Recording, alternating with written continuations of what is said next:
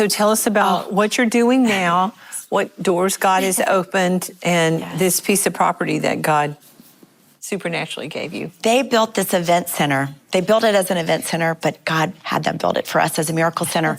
April was in town. She was on my show.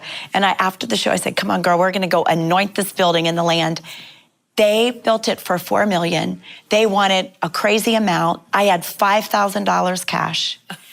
And so I put in an offer rate. So God told me to offer them $1.5 million. The first time he said it, I thought, this is just me. The second time, I thought, God, I'm going to be embarrassed. The third time, I'm like, I'm just going to do it. My agent said, there's no way, Danette, they're not even going to counteroffer. Well, they did. And we got the building. Now this is the deal. They gave me 90 days.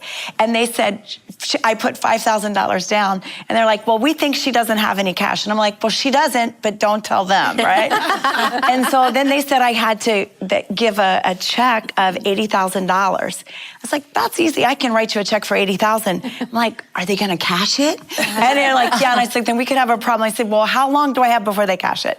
48 hours. I was like, all right, we're going for it.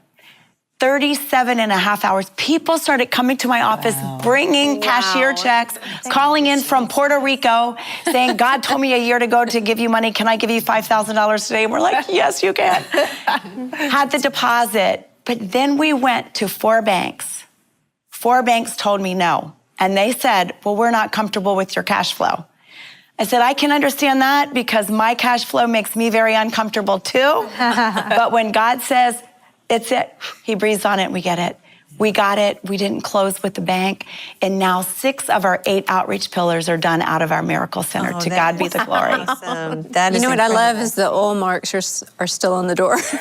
Yeah, we have the oil marks. Yeah. We're not washing them off. Until we prayed. The oil marks. Yeah. When she anointed. Thank you. People are watching right now saying, oil marks? Well, in the Bible, a lot of times people would take anointing oil, which would be olive oil most of the time, and they would anoint and pray over different things and different situations. And the Bible talks about how that the Apostle Paul, they anointed his handkerchiefs and aprons, and they would pray for people. So that's what that is. Yeah, we People do that need in to our know home. what that is. Yeah. We do it over our kids' You have bedrooms, some our bedroom. oil, like right. Rachel had a few on her at her dorm. Empty some bottles. Lee, that she doesn't. Well, no, not. I guess in the house you were in. Yeah. Well, you and Rebecca both. I had little oil marks and stuff underneath their pillow they didn't know about.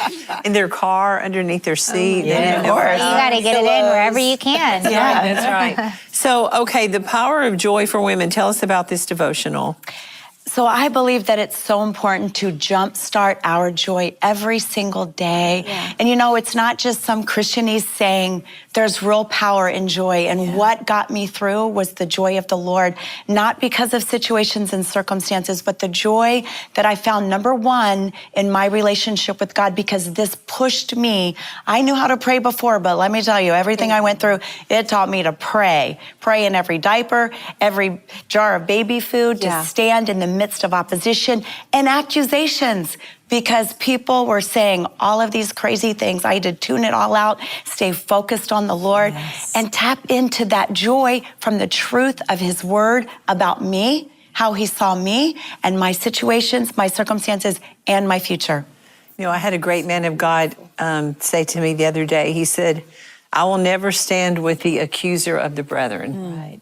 Joni, I will never stand with the accuser of the brethren. Come on. He said, but I'll look for where the fruit is. Come on. And that's what you look at. And so today, you have the same thing that Jesus had to deal with.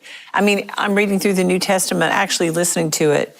And it's so interesting to me. No matter what he did, they wanted to question and accuse him of something. It's like, why did you heal on the Sabbath? Well, would you rather him, not be healed? I mean, the blind Bartimaeus, they say, look, I don't know who he is. All I know is once I was blind and now I see, but you push through those things, and the thing that will stop your joy is if you get in the fray of that and get bitter and have unforgiveness. Exactly. And but you have to work on that. Exactly. Don't you, Kendra? Every day. Every day.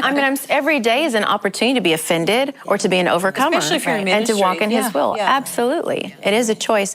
Real quick, there were some things that you said that you highlight in your book where you say they're never lies. And these never lies can take away your joy. Right. What are they? So, people were actually telling me, oh, now your ministry is over. You're never going to fulfill the call of God on your life. Never. And then I was like, you're never going to be able to keep your house. You're never going to be able to make it. All of these never lies. You have to tune out that noise and tap into the truth. If you're feeling moved after watching this video, you're not alone. Chances are someone else needs to watch it too. So before you move on, don't miss this moment to like, comment, subscribe, and share now.